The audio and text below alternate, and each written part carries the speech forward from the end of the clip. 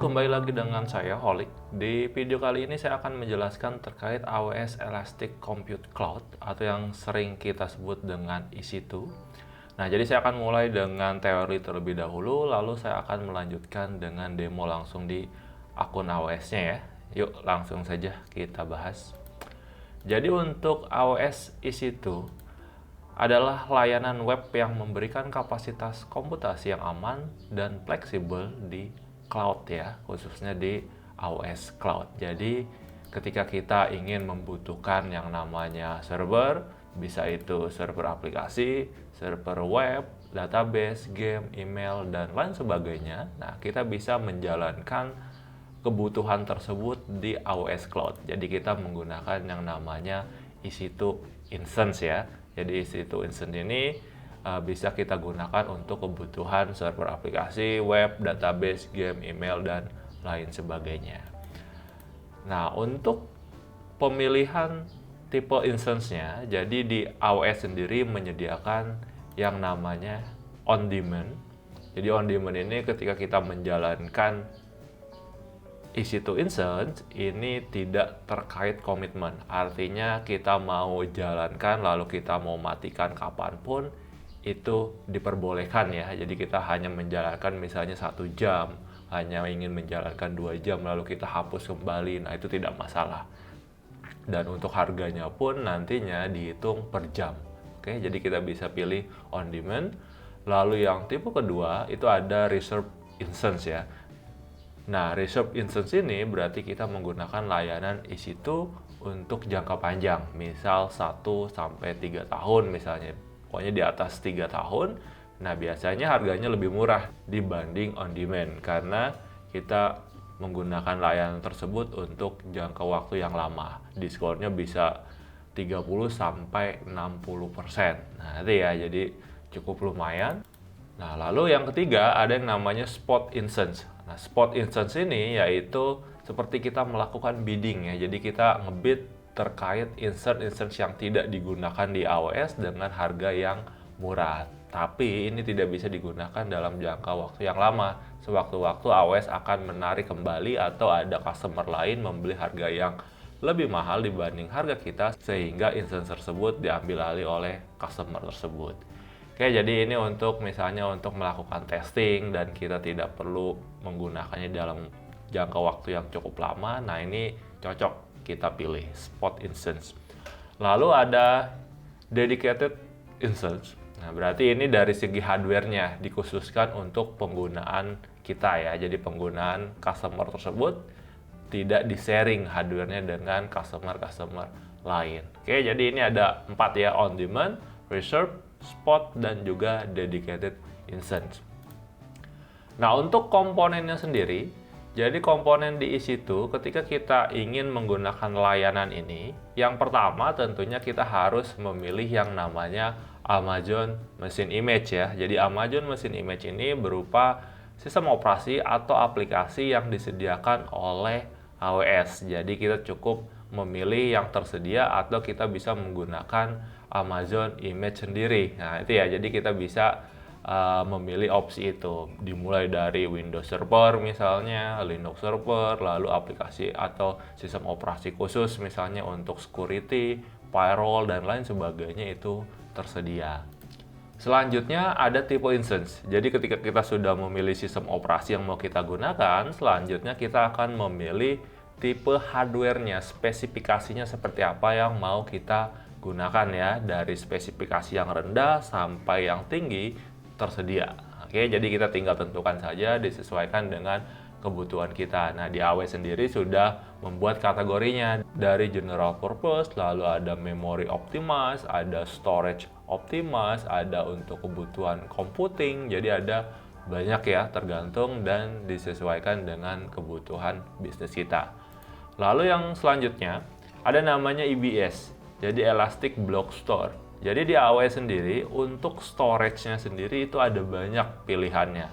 Dimulai dari local storage atau storage yang sudah include ketika kita memilih instance, atau kita bisa menambahkan salah satunya yaitu Elastic Block Store ya. Jadi Elastic Block Store ini semacam Network Attached Storage ya. Jadi kita bisa menggunakan EBS ini untuk satu instance, lalu ketika instance tersebut kita matikan, kita bisa mengganti ke instance lain, kita attach ke instance yang baru. Nah, itu lebih fleksibel dibanding kita menggunakan local storage. Selanjutnya ada Elastic IP Address ya, konsepnya sama seperti EBS, cuma ini untuk IP address. Jadi IP address-nya itu elastic, artinya kita bisa attach ke satu instance tersebut tidak digunakan, nanti kita attach lagi ke instance yang lain. Nah, seperti itu ya. Lalu ada security group. Nah, security group ini semacam permission-nya. Jadi di AWS ketika kita menjalankan EC2 instance, itu permission-nya tidak ada. Artinya kita tidak bisa mengakses ke instance tersebut. Kita harus membuat permission-nya. Katakanlah kita ingin mengakses dengan SSH, berarti kita harus buka dulu port-nya. Katakanlah kita ingin mengakses dengan web browser misalnya, berarti kita harus buka dulu port HTTP atau port HTTPS-nya dan port-port yang lain yang ingin kita akses. Nah, itu ya, jadi kita harus membuat yang namanya security group. Jadi seperti itu ya penjelasan singkat saya terkait EC2. Jadi langsung saja kita masuk ke AWS account-nya dan kita mulai membuat atau menjalankan EC2 instance. Oke, saya sudah masuk di AWS Management Console-nya. Jadi yang pertama kali kita harus pilih yaitu region-nya. Jadi kita ingin menggunakan layanan EC2 tersebut di region apa. Jadi kita tinggal pilih saja region-nya. Misalnya kita ingin menggunakan region Singapura dan region-region yang lain. Jadi disesuaikan saja. Misalnya saya ingin menggunakan region Singapura. Lalu kita masuk ke EC2. Nah, di sini kita tinggal jalankan saja ya, launch instance. Nah, langkah pertama, kita harus memilih Amazon Machine Image. Jadi kita pilih dulu sistem operasi yang ingin kita gunakan ya. Jadi ada banyak pilihannya. Oke, jadi kita tinggal sesuaikan saja, atau kita juga bisa memilih di AWS Marketplace ini. Jadi ini lebih spesifik ya terkait aplikasi atau sistem operasi yang lebih spesifik, misalnya untuk virtual router, virtual firewall, dan lain sebagainya ya. Jadi tinggal kita sesuaikan saja. Lalu kita pilih, misalnya saya akan memilih yang Amazon Linux 2. Ya, ini jadi saya akan pilih ini. Selanjutnya kita memilih tipe instance-nya. Ya, ini dari spesifikasi hardware yang ingin kita gunakan ya. Kalau tadi sistem operasinya, sekarang hardware-nya, spesifikasinya mau apa. Nah, jadi saya akan pilih yang free, yang T2 Micro ini, atau kita juga bisa filter sesuai dengan kategori yang tersedia ya. Jadi ada banyak general purpose, compute optimized, ada GPU instance, memory optimized, storage optimized, dan masih banyak lagi. Oke, jadi seperti itu. Saya pilih yang general purpose, lalu selanjutnya saya konfigurasi instance detail. Nah, dimulai dari jumlah instance yang ingin kita gunakan, atau kalau kita ingin menggunakan tipe yang spot instance, kita juga bisa pilih. Nah, sekarang saya memilih yang on demand. Jadi kita jalankan EC2 lalu kita matikan kapanpun, tidak ada komitmen ya. Jadi saya pilih yang on demand. Selanjutnya networknya, misalnya ini terkait PPC ya. Secara default di setiap region itu sudah ada PPC, Virtual Private Cloud ya. Jadi ini semacam virtual networknya. Jadi kita pilih PPC yang tersedia, lalu availability zone-nya kita mau tempatkan di mana EC2 instance-nya. Nah, ini jadi ada 3 availability zone. Jadi kita tinggal sesuaikan saja. Lalu untuk assign IP public-nya, apakah EC2 instance ini bisa diakses dari jaringan public atau tidak bisa, kita hanya ingin misalnya untuk jaringan private. Nah, itu kita tinggal sesuaikan saja. Misalnya saya enable untuk IP public-nya. Placement group ini semacam kategori atau penempatan EC2 instance yang kita jalankan ke dalam grup-grup yang sudah kita buat. Oke, jadi detailnya nanti di video selanjutnya saya akan bahas itu.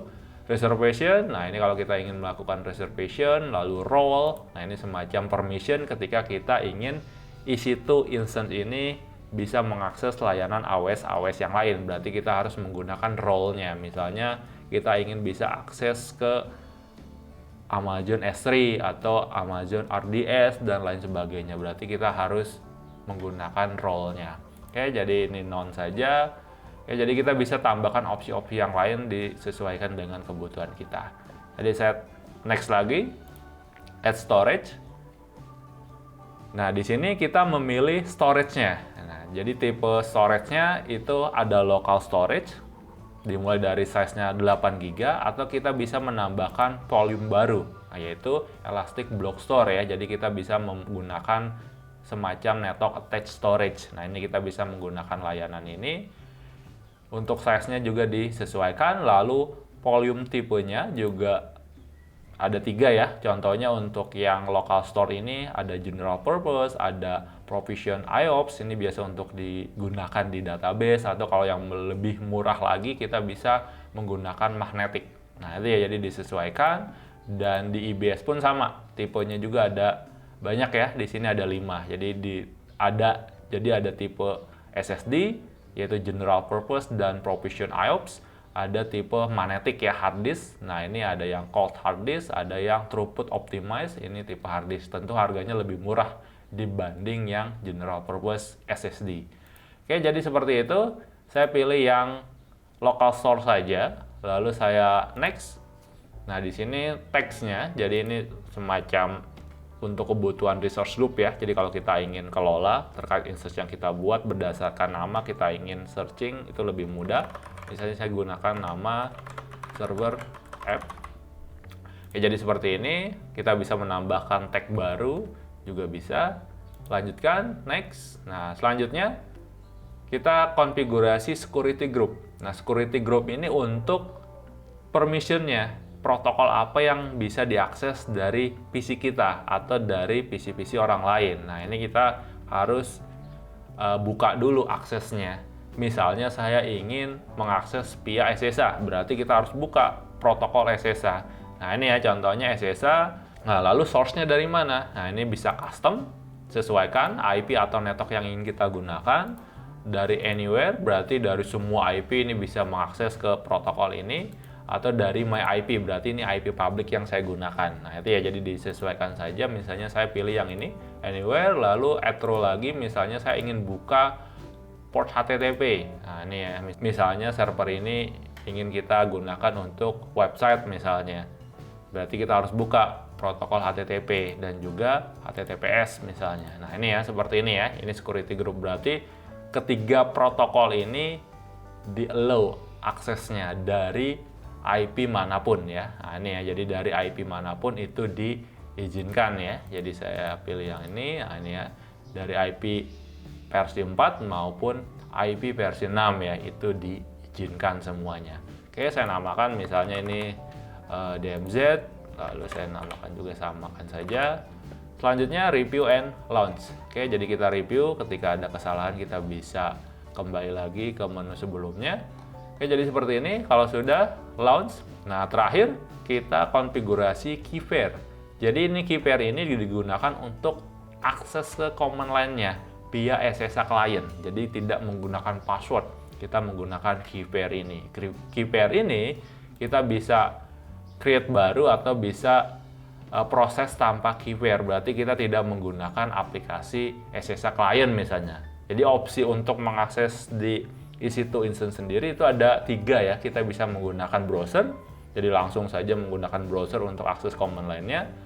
Kita bisa menggunakan session manager, aplikasi yang ada di AWS, atau kita bisa menggunakan SSH client, contohnya aplikasi PATI misalnya, atau Secure CRT dan lain sebagainya. Berarti kita butuh key pair, jadi kita harus buat kalau kita ingin mengaksesnya dengan menggunakan SSH client. Misalnya saya akan buat create new key pair, lalu saya namakan misalnya ini key pair Singapura. Oke, jadi ini lalu saya download, dan ketika menu ini ditutup kita tidak bisa mendownload ulang ya. Jadi pastikan kita mendownloadnya terlebih dahulu, lalu kita bisa close ini. Dan ketika sudah di close atau sudah key pair-nya hilang, berarti kita harus generate key pair baru, kita tidak bisa mendownload ulang. Oke, jadi seperti itu. Kita launch. Nah, untuk prosesnya sendiri itu tidak lama ya. Jadi ketika kita sudah launch instance, kita hanya cukup beberapa waktu saja, tidak sampai 5 menit. Instance yang kita buat ini sudah bisa kita akses. Nah ini ya, jadi kita tinggal tunggu saja instance state-nya ini menjadi running. Berarti kalau sudah running, kita sudah bisa mengaksesnya. Oke, informasi-informasi di bawahnya. Nah ini terkait informasi yang sudah kita setup sebelumnya ya, dimulai dari tipe instance-nya, tipe micro, lalu IP public, karena kita sudah enable tadi IP public-nya dan DNS-nya pun dapat. Oke, jadi seperti ini. Lalu security group-nya juga sudah kita set tadi, namanya DMZ, dan masih banyak lagi ya informasi-informasinya. Oke, jadi ini sudah running. Nah, untuk mengaksesnya berarti kita tinggal pilih connect. Nah, di sini ada 3 opsi seperti yang saya sudah jelaskan ya. Kita bisa menggunakan SSH Client, Session Manager, atau menggunakan browser ya. Berarti kalau kita ingin menggunakan SSH Client, kita harus punya dulu aplikasinya. Salah satunya kita bisa menggunakan aplikasi PATI. Nah, di sini sudah ada panduannya ya, kita tinggal ikuti saja. Nah, untuk lebih simpel, lebih sederhana, kita bisa gunakan browser. Jadi saya pilih yang ini, lalu saya connect.